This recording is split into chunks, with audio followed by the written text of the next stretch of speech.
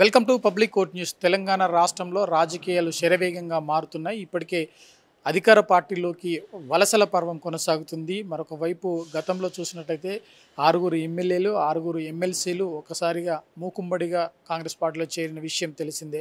కాకపోతే మరో 2 రోజుల్లో అంటే ఈ నెల 13వ తేదీన మరొక 6 గ్రేటర్ హైదరాబాద్కు సంబంధించి బీఆర్ఎస్ పార్టీకి చెందిన ఎమ్మెల్యేలు పార్టీ మారేందుకు అవకాశం ఉంది అని చెప్పి ఊహాగానాలు వెలువడుతున్నాయి. గతంలో ఈ ఎమ్మెల్యేలు అందరూ కలిసి సీఎం రేవంత్ రెడ్డితో భేటీ కావడం, పలు సమస్యలపైన కొన్ని సమస్యలు ఆయన దృష్టికి తీసుకెళ్లడం జరిగింది. అందులో భాగంగానే అందుకు సీఎం రేవంత్ రెడ్డి వారికి స్పష్టమైన హామీ ఇచ్చినట్టు తెలుస్తుంది. మరొక వైపు కాంగ్రెస్ పార్టీని పూర్తి స్థాయిలో గ్రేటర్ హైదరాబాద్లో బలోపేతం చేయాలని కంకణం కట్టుకున్నట్టు మరి సీఎం రేవంత్ రెడ్డి స్పష్టంగా ఆయన వైఖరి చూస్తే తెలుస్తుంది. అందులో భాగంగానే ఇప్పటికే పలువురు ఎమ్మెల్యేలను కాంగ్రెస్ పార్టీలోకి ఆహ్వానించి చేర్చుకోవడం జరిగింది.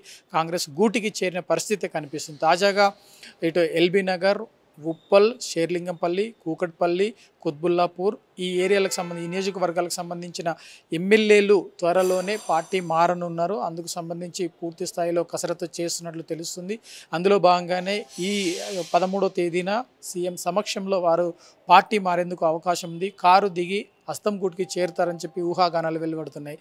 గతంలో చూసినట్టయితే ఖచ్చితంగా ఏదైతే టీఆర్ఎస్ పార్టీ తీసుకున్న నిర్ణయాలను పూర్తి స్థాయిలో కాంగ్రెస్ పార్టీ ఇప్పుడు అమలు చేస్తుంది అని చెప్పి స్పష్టంగా అర్థమవుతుంది. ఎందుకంటే ఈ వలసల పర్వం చూసినట్లయితే అందుకు ప్రత్యక్షంగా మనము నిదర్శనంగా చెప్పుకోవచ్చు. ఏదైతే కేసీఆర్ ప్రభుత్వము ఉన్నప్పుడు ఆనాడు ఎటువంటి నిర్ణయాలు తీసుకుందో, ఏ విధంగా పార్టీని పూర్తి స్థాయిలో ఖాళీ చేసిందో, ఎమ్మెల్యేలను వారి పార్టీలోకి ఆహ్వానించారో అదే విధానంను సీఎం రేవంత్ రెడ్డి స్పష్టంగా మరి అనుకరిస్తున్నారు. అదే విధానంను కొనసాగిస్తున్నారని చెప్పి స్పష్టంగా అర్థమవుతుంది. ప్రత్యేకంగా గడిచిన ఎంపీ ఎన్నికల్లో చూసినట్లయితే బీఆర్ఎస్ పార్టీ కావచ్చు, బీఆర్ఎస్ ఎమ్మెల్యేలు పరోక్షంగా బీజేపీకి పనిచేశారు, బీజేపీకి ఓట్లను ఇచ్చారు కాబట్టి, ఓట్లలో వారికి సహాయం చేశారు కాబట్టి అందుకు రివెంజ్ తీసుకునే విధంగా ఎమ్మెల్యేల వలసలను అయితే కొనసాగుతున్నాయని చెప్పి స్పష్టంగా కాంగ్రెస్ పార్టీ కావచ్చు, కాంగ్రెస్ పార్టీ నేతలు చెప్తున్నారు. మరొక వైపు కురియన్ కమిటీ హైదరాబాద్కు వచ్చింది. అందులో భాగంగానే కొన్ని సమీక్ష సమావేశాలు నిర్వహించడం జరిగింది. అందులో భాగంగా కురియన్ కమిటీ తేల్చింది ఏంటంటే పరోక్షంగా బీజేపీకి ఓట్లను సొమ్ము చేయించింది. ఎందుకంటే మరి బీజేపీ నేతలను గెలిపించుకునేందుకు బీఆర్ఎస్ పరోక్షంగా వారికి సహాయం చేసింది కాబట్టి ఖచ్చితంగా దానికి ప్రతీకారంగా ఈ ఎమ్మెల్యేల చేరికలు అయితే కొనసాగుతున్నట్లు స్పష్టంగా అర్థమవుతుంది.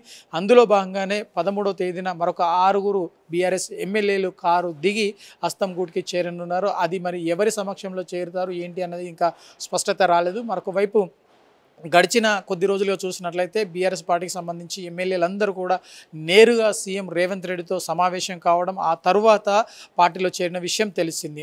ఒకవైపు ఇది ఎమ్మెల్సీలకు సంబంధించిన విషయం అయితే వరంగల్ నుండి మొత్తం 6 ఎమ్మెల్సీలు ఒకేసారిగా మూకుమ్మడిగా అర్ధరాత్రి 1 గంటకు కాంగ్రెస్ పార్టీ తీర్థం పుచ్చుకున్నారు. అందులో భాగంగానే ఇప్పుడున్న పరిస్థితుల్లో గ్రేటర్ హైదరాబాద్లో ఖచ్చితంగా కాంగ్రెస్ పార్టీ బలోపేతం కావాలి. కాంగ్రెస్ పార్టీకి ఒక ఎమ్మెల్యే ఉన్నారు, అది కంటోన్మెంట్ బై ఎలక్షన్లో గెలిచిన శ్రీ గణేష్ ఒకరే ఉన్నారు. కాకపోతే ఇక గ్రేటర్ హైదరాబాద్లో పూర్తి స్థాయిలో పట్టు సాధించాలంటే ఇప్పటికే జిహెచ్ఎంసీకి సంబంధించి మేయర్ కావచ్చు, డిప్యూటీ మేయర్ కాంగ్రెస్ పార్టీలో చేరారు. మరొక వైపు స్థానిక ఎమ్మెల్యేలు కనుక పార్టీలో చేరినట్లయితే ఇంకా పుంజుకునే అవకాశం ఉంది. రాబోయే రోజుల్లో జిహెచ్ఎంసీకి సంబంధించి ఎన్నికలు నిర్వహిస్తారు. ఈ ఎన్నికల్లో కాంగ్రెస్ పార్టీ పాగా వేసి మళ్ళీ తిరిగి జిహెచ్ఎంసీ మేయర్ పదవిని కైవసం చేసుకునేందుకు అవకాశం ఉంది. అందులో భాగంగానే పూర్తి స్థాయిలో కసరత్తు అయితే చేస్తున్నట్లు తెలుస్తుంది. రాబోయే రోజుల్లో మరి ఎంతమంది బీఆర్ఎస్ పార్టీకి సంబంధించిన ఎమ్మెల్యేలు పార్టీ మారుతారా, లేదంటే బీఆర్ఎస్ పార్టీలోనే ఉంటారా, లేదంటే కాంగ్రెస్ పార్టీలో చేరుతారా అనేది మాత్రం తేలనుంది.